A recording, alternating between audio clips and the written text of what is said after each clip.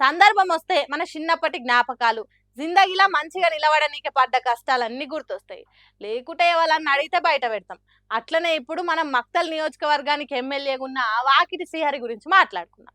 MLA గురించి ఏముంటది చెప్పనీకే? రాజకీయాలంటే పిచ్చి, లేకుంటే ఇష్టం ఉంటేనే కదా రాజకీయాలలో వెళ్తారు అని అంటారేమో గాని, ఇప్పుడు మనం మాట్లాడుకుంటున్న ఎమ్మెల్యే టైం కలిసిరాక సపోర్ట్ అందక క్రికెటర్ కాలే గాని, కాలం కలిసి వచ్చినుంటే ఆయనను కూడా ఒక క్రికెటర్ లెక్క చూసేటోళ్ళం కావచ్చు. అవునుల్లా, తెలంగాణ స్పోర్ట్స్ మినిస్టర్ వాకిటి శ్రీహరి ఒక ఆయనతోని వంచుకున్న మాటలను బట్టే నేను మీకు ఈ ముచ్చట చెప్తున్నా. సారు రైతు కుటుంబంలో పుట్టిండట. సార్కు చిన్నప్పటి సంది క్రికెట్ అంటే మస్తు పానం ఉండినట. ఎట్లకైనా ఎన్ని తిప్పలు పడైనా క్రికెటర్ కావాలని మస్తు కలలుగా అన్నాడు. అందుకే వాళ్ళ ఊరికి దగ్గరలున్న కృష్ణా స్టేషన్లో రైలు ఎక్కి ఒకరోజు బాంబే వెళ్ళిపోయిండు.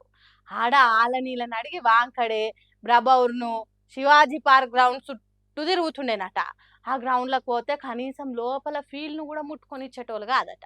మరి ఇక క్రికెట్ మైదానాల గురించి తెలిసిందేనా? అట్లా లోపలికి పోయి ఏదంటే అది ముట్టుకొని ఇయ్యరు కదా. పాపం సార్ను కూడా గట్లనే ఏం ముట్టుకొని ఇచ్చేటోళ్ళు కాదట. అందులో ఇంకా అప్పట్లో ముంబై క్రికెటర్లు అంటే గవాస్కరు, మంజ్రేకరు, టెండూల్కరు, వెంగసర్కారు ఇట్లా ఒక వర్గం క్రికెటర్లకే అవకాశాలు ఎక్కువ ఉంటుండేనట. మరి తెలంగాణ నుంచి వచ్చినా అంటే ఎవ్వరు దేకను కూడా దేకలేదట. అయినా సరే ఎన్ని అడ్డంకులు వచ్చినా ఎవ్వరు ఆపినా పట్టు వదలని విక్రమార్కుని లెక్క దినాం ఒక ఛాన్స్ ఇమ్మని గ్రౌండ్ల చుట్టూ మస్తు తిరిగి తిరిగి తిరిగి ఆఖరికి మ్యాచ్లు ఆడే అవకాశం సాధించిండు. కానీ ఎవ్వరు బౌలింగ్ ఇచ్చేటోళ్ళు కాదట. ఆటల 12th మ్యాన్ లెక్కనే ఉండేనట. చివరాఖరికి కనీసం ఒక్క ఓవర్ అయిన ఇమ్మని బతిలాడి ఛాన్స్ కొట్టేసిండట. ఇక ఒకే ఒక్క అవకాశాన్ని వాకిటి శ్రీహరి సార్ వాడుకుని మెల్లగా రెగ్యులర్ మ్యాచ్లు ఆడి ఆడి బౌలర్గా మొదలుపెట్టి ఆల్రౌండర్గా ఎదిగిండు.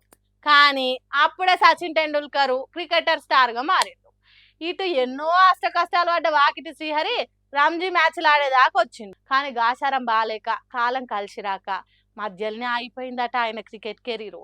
ఆనాడు టీమిండియాలో స్థానం సంపాదించాలని ఎంతో ప్రయత్నించిండట.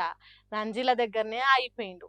దానికి తోడు అలా అయ్యవ కూడా క్రికెట్ ఆడనీకే తనకు ప్రోత్సాహం ఇవ్వకపోవడంతోనే క్రికెటర్ కాలేకపోయిండట. పాపం గాని దేవుడు ఒక తాన కిటికీలు మూస్తే ఇంకో తన తలుపులు తెరుస్తాడు అంటారు కదా. అట్లనే శ్రీహరి సార్ కూడా మెల్లగా రాజకీయాలలో అడుగుపెట్టిండు. సర్పంచ్గా కెరీర్ మొదలు పెట్టి ఇవాళ తెలంగాణ రాష్ట్ర స్పోర్ట్స్ మంత్రిగా ఎదిగిండు. అదృష్టమో ఆయన రాతనో పట్టో తెలియదు కానీ ఏ క్రికెట్ కోసం అయితే కళలు కని ఆ కళలు ఆవిరైనాయో అదే ఆటలకు మంత్రి అయిండు. స్పోర్ట్స్ పోర్ట్ఫోలియోలా మంత్రి అయ్యే ఛాన్స్ దేవుడే ఇచ్చిండు కావచ్చు. ఇట్లనే ఓ సందర్భంలో సార్ వంచుకున్న మాటలు ఆయన జీవితం గురించి గిట్లా బయటపడ్డది. సార్ని ఇన్స్పిరేషన్ తీసుకోర్రి, అన్ని అవంతలు అవే అయిపోతాయి. ఏమంటారు?